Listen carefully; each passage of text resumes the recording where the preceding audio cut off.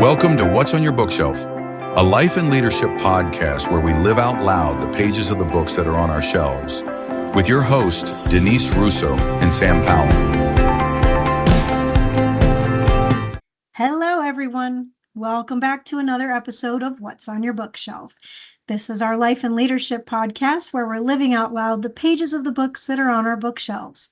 My name is Denise Russo. My friend is Sam Powell. Together, we are reading The Joy at Work by Marie Kondo. She's also the author of The Life-Changing Magic of Tidying Up. And today we're going to be talking about tidying up our workplace. If you're new to our series or new to our show, this entire year, we are focusing on cleaning up something in our mind, in our hearts, in our offices, in our relationships, in our email inboxes. What else am I leaving out, Sam? Well, you name a piece of your life, we are tidying it up this year. And right now it's work. Right now it's work. And so this chapter is kind of more of a practical chapter because the last series we did on cleaning up your mental mess was about cleaning up our thinking. But this chapter truly is cleaning up our desk. Yeah, tidying your workspace. It's chapter 3 of the book if you're reading along with us. But yeah, this is about cleaning up your physical workspace. But I do, before we hop in, my son got really into the show Abbott Elementary recently. Yes, Like he watched the whole thing, or we watched the whole thing, I guess, and then he's looped around and we're watching it again. And there was an episode where one of the characters was reading this book, and he goes, gosh. "Mom, don't you have that book?" I was like, "Yeah, I'm reading it right now." Actually, Good job, I thought that Austin. was really, really funny. And it was like one of the grumpier characters too. And I think that the irony of it is that the title's Joy at Work, right? And he was grumpy at work. So it was funny, but I was like, hey, there it is. That's the book. My son recognized it. That's so awesome. He should watch it. He could watch it virtually with Olivia. That's like one of her top 2 favorite shows on Oh, TV. really? It's so funny. It really is. We never watched it when it was like, it started to come out. We're playing catch up, and it's funny. Awesome. And, it's probably a good segue into what this is talking about, because when I think about what a good, quote, good teacher's desk looks like, it's probably the desk with an apple in the corner and some flowers, and it's cleaned off at the end of the day, not like the desk that I'm sitting at right now. Yeah, absolutely. My son's teacher this year, she has a very, very tidy room. I noticed how different her classroom felt than like most elementary school classrooms that you're ever in. Immediately, because we went for the meet the teacher night at the beginning of the year, and her room, everything is extremely tidy, has a place, clean surfaces. There's not a lot of extra fluff. Everything's actually monochromatic. So she's got like black and white, like theme stuff. So it's just usually you walk into an elementary classroom and it's like an explosion. My son's upper elementary, right? Like he's almost towards middle school. And so usually it's like the explosion of color and chaos and things everywhere. But hers is just calm. And like I actually felt relieved to walk into this classroom. I was like, oh my gosh, there's something about how just organized everything is that like makes my brain feel just a tad bit rested compared to like the chaos of a typical classroom. Even the ones that are, nicely neat and have centers and all that kind of stuff, there's still just a bit of like lots of things everywhere. But like not this teacher's classroom. It is like just clear, clean, like no clutter whatsoever. None of those like extra little decorations in spots. And like I could physically feel the difference. Huh. Well, we do know from these first 2 chapters about what that does to our mental health when we reduce clutter. And so I think that the lesson that I'm hearing you have learned, that I want to learn from that experience as well, is what's just one thing that we could do? Like for me, I'm talking to you today from a hotel room desk. And so because I'm not staying here permanently, I literally just have everything kind of in an order of what I know is over here. But it is absolutely disastrous right now because I'm in the process of kind of packing it up to get ready to move on. And it's not giving me any peace, because even just looking at it right now while I'm talking with you, I think I'm going to have to read this chapter one more time.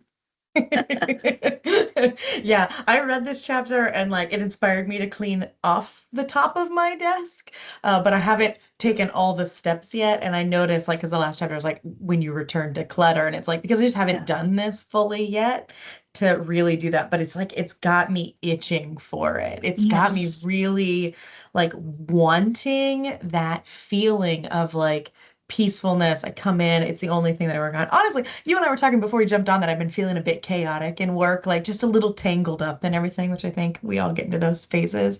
Maybe tomorrow I should start with like doing like living this chapter like fully out loud and like clean the whole desk space and just see if it helps with maybe some of the struggles I've been going through and trying to think through and that kind of stuff. So I don't know, maybe I'll run an experiment tomorrow and we'll see how it goes.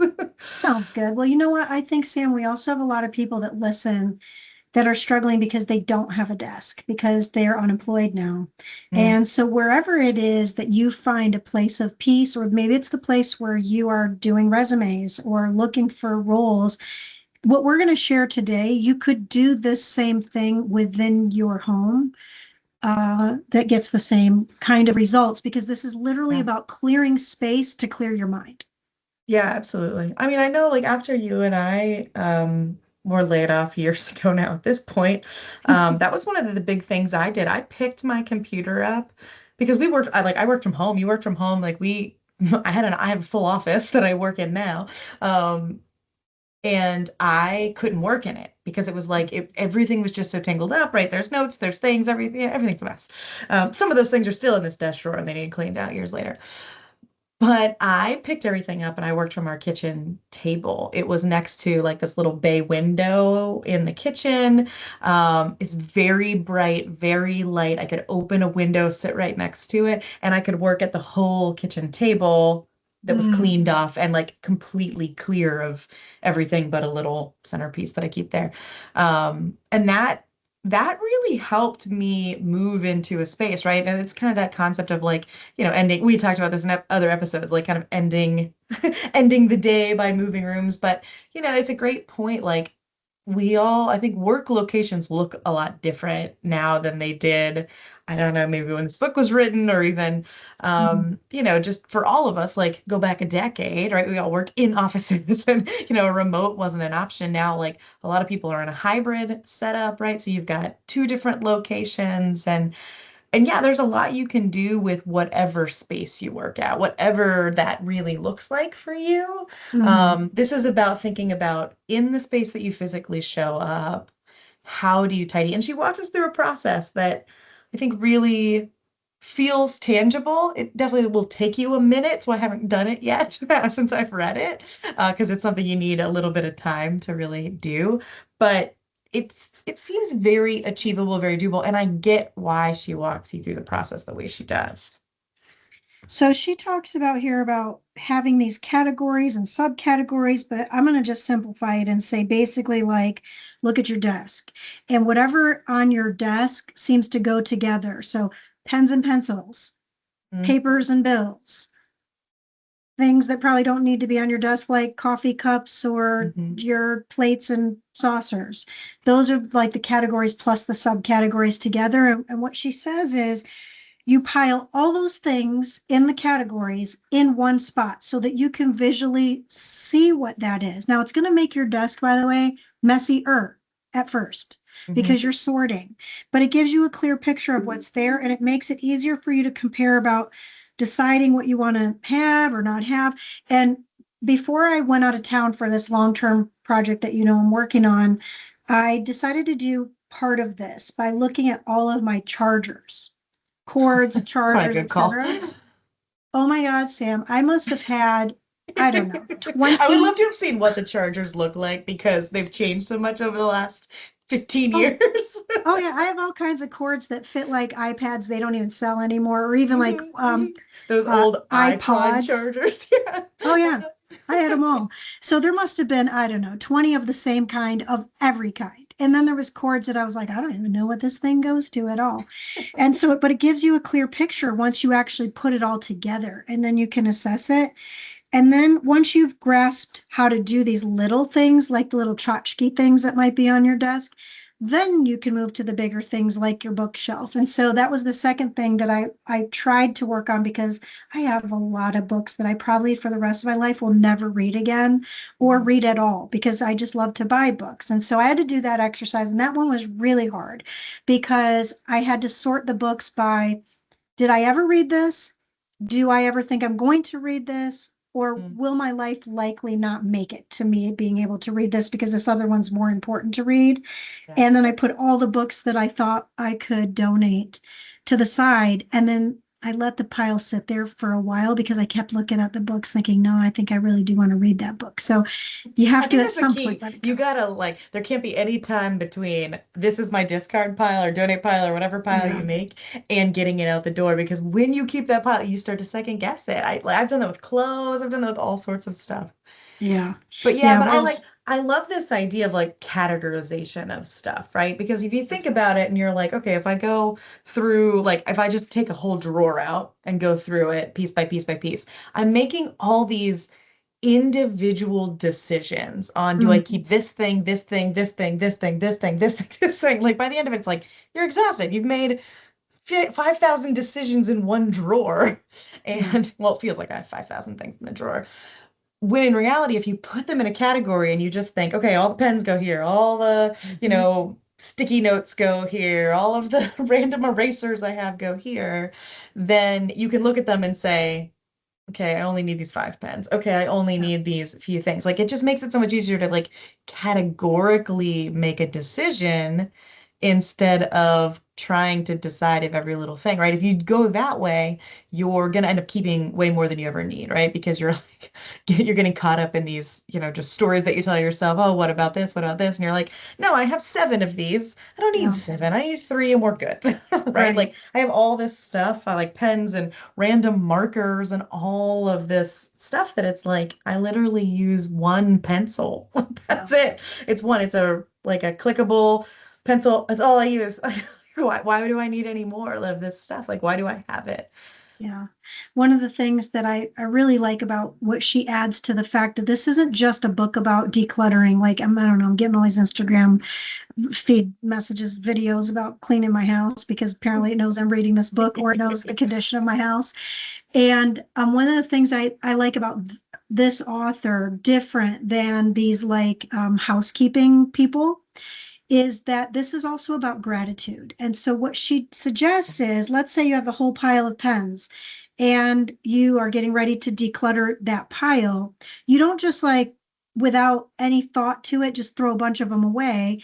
Mm. And this might sound a little bit weird, but what you actually do is you pick up the thing, the pen, the pencil, the whatever it is on your desk, and you Mhm. look at it for a second, and then you Yeah. express gratitude towards it. And she physically out loud says something like, "Thank you, pen, for giving me Yeah. joy when I had my joy because there's a reason you were on my desk to begin with. Like maybe it's a pen you got at a hotel or at a conference, or maybe it's just something you picked up because you needed a pen, or it's a pen that you like the way it feels in your hand when you're writing with it. But you give it this expression of gratitude, and that positive energy or high vibration, if you want to call it that, has science behind it.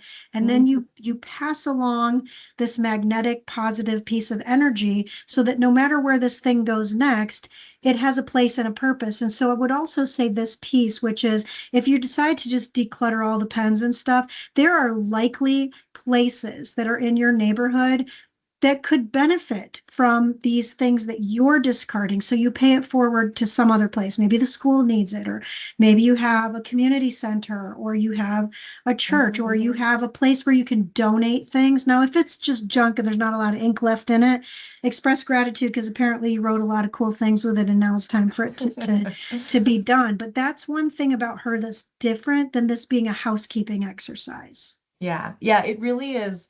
It's really about getting in touch with, I think, the relationship you have with the things, Yeah. right? It's so much deeper than like, oh, let's clean up our space. It's it's like let's clean up ourselves And Yeah. our space is like the byproduct of it, right? It's going through it. And like she talks about, like you said with the books, like I have one of the lines in here that's like highlighted, starred, circled, but she says, tidying books is a powerful means of self-discovery. The ones you chose or you choose to keep because they spark joy reveal your personal values, right? Like me, like you, have a lot of books on my shelf, and it's like, which ones of these would I really keep, right? Which ones of these do I need? Because I'll read again because they bring joy to my life. Like what does that really look like for me? And like that the books will probably be like one of the last things I do in this office because I going through that journey for myself will take me time. It will be an emotional thing. It'll be something that like for me I'll have to really work through. And I Mhm. like you're saying, I think that it's just that is what's so different about this approach, right? It's not just like, oh, thank you, Pen, I love you. It's like, Yeah. what did this do for me, right? Like what journey was this in my life? What did this mean? And why am I now okay with letting it go? And that release, that journey of release, the inner work that you have to do, the personal development you have to do to get to a point where you can release something, whether that's an idea or clutter or junk or a pen, Mhm. that's a real personal development journey. And so this is really building up you and building up kind of the next best version of you while you take care of the junk in your drawer. Yeah. Here's one part, Sam, for me that was hard. It is still hard for me right now and today, is this piece about, well, I paid a lot of money for that. And Mm, somehow you get this thing in your mind that yep.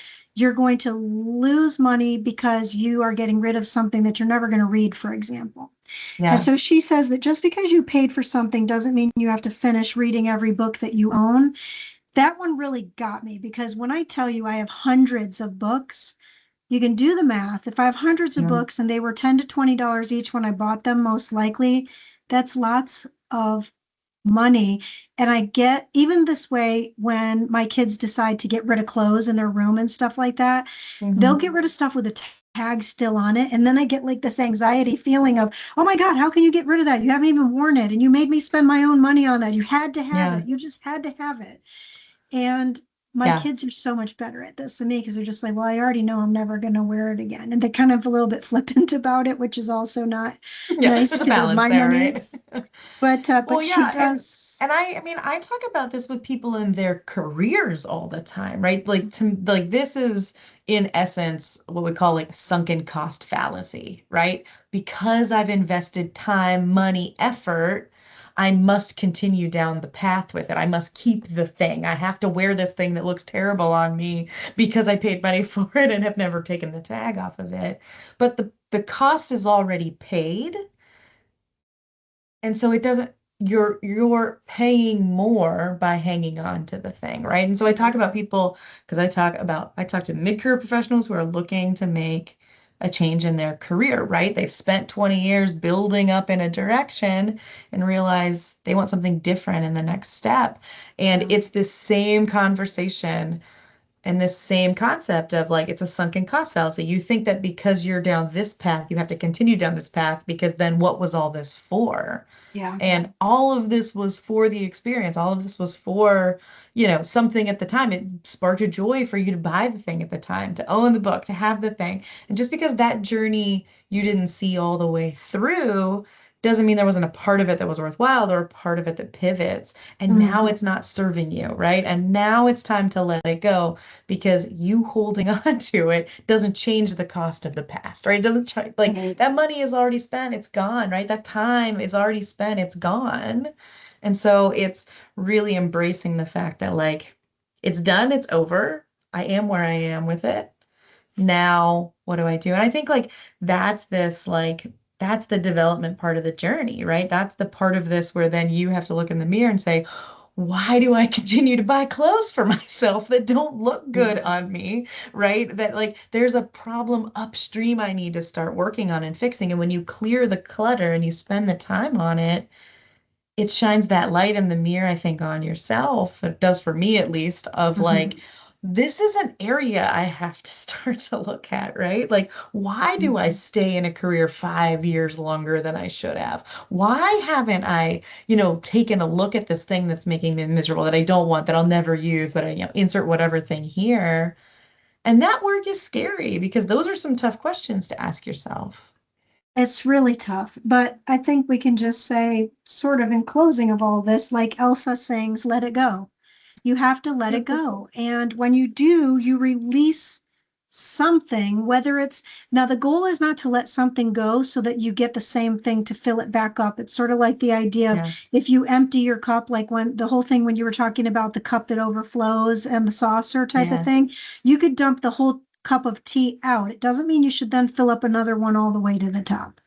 And so I think the idea here is that you figure out what you really need and you really want. And then you figure out how to make sure that where you put it is then easily accessible yeah, and useful for what you need. And tidying up can really change your life, as she said here, because having a lack of a tidy space can cause anxiousness. And we know from learning from the last book that anxiety and stress not only can give you things like hypertension, heart attack, stroke, uh, even diabetes and early death. And so, if we know that that's the scariness of having stress and anxiety in our body, and that some of mhm, it can be released simply by cleaning off your desk, maybe that also will help you feel more productive at work, especially for people that are at work that feel burnt out, stressed out, overworked, underpaid, disillusioned, mhm, whatever the feeling may be. yeah, And so being able to do that is so important because she says at the end of this, these are the principles, is that in the last chapter, the second chapter, so go back and listen to last week's episode, is that you envision your ideal work style. So what do you want your yeah, workspace to be like? That goes back to atomic habits. What do yeah. you want to have your space be like in the future? And you start living that way now.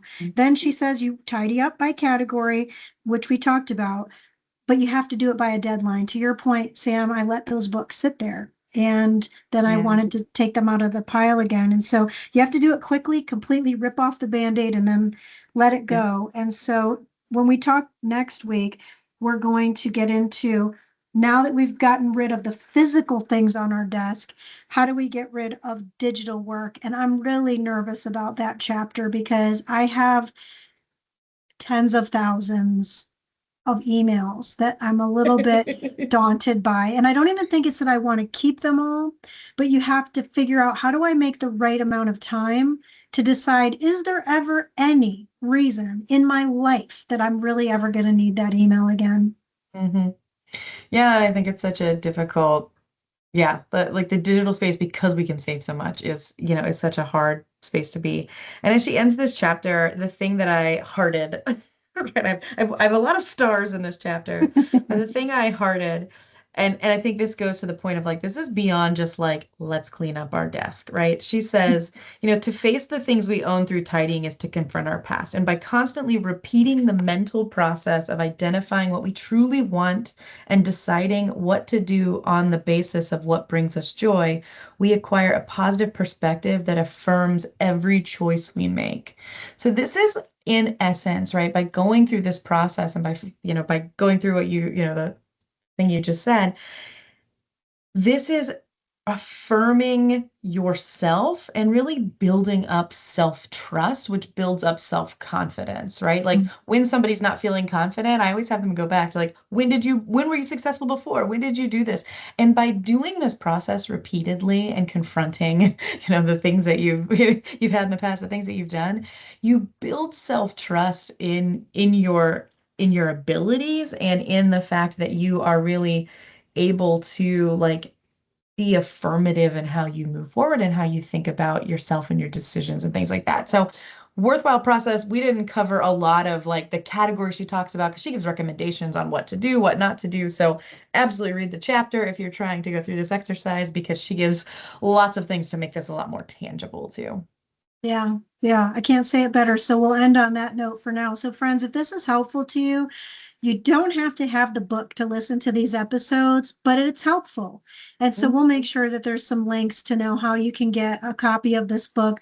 I know that right now, and I don't know when our episode will air exactly, but right now this book is on a pretty deep discount. So I want to make sure that if you want the book, that we can get you the right links for you to get access to it. And who knows, maybe it'll be one that needs to take a new space on your own shelf, and then you can get rid of something else to make the space for this one. But I will definitely encourage you, don't let the books be there for decoration. You got to live them out loud, or you don't get the value for what you paid for them. And then keep the ones that spark joy as decoration. Exactly. All right. Well, on that note, my name is Denise Russo, and on behalf of my friend Sam Powell, thanks everyone for joining us this week on another episode of What's on Your Bookshelf.